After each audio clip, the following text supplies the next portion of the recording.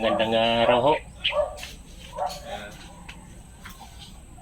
Bibigay na naman tayo ng konting tips para lang po to sa mga baguhan, yung mga veterano.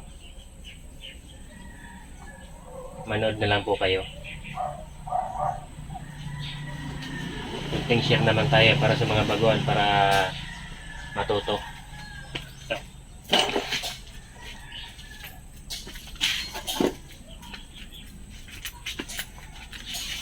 Ito, T-washer.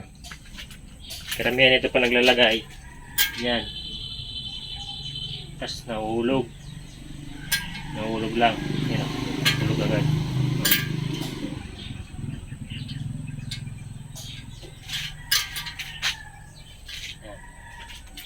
Yan. Ilalapit natin yung camera para makita.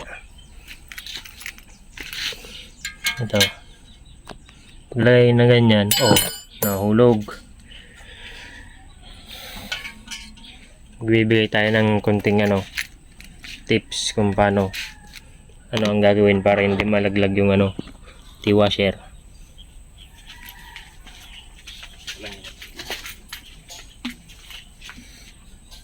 Lagyan na natin ng grasa para dumikit. Lagyan nyo ng grasa.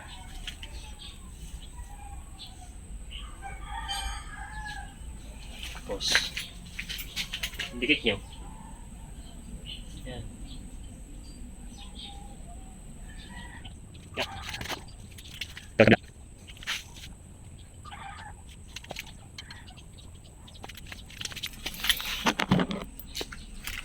Yan.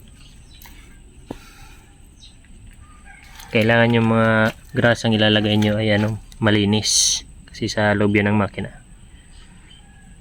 Yan lang po. Kung may natutunan kayo sa aking video, paki-like and share naman. Thank you po.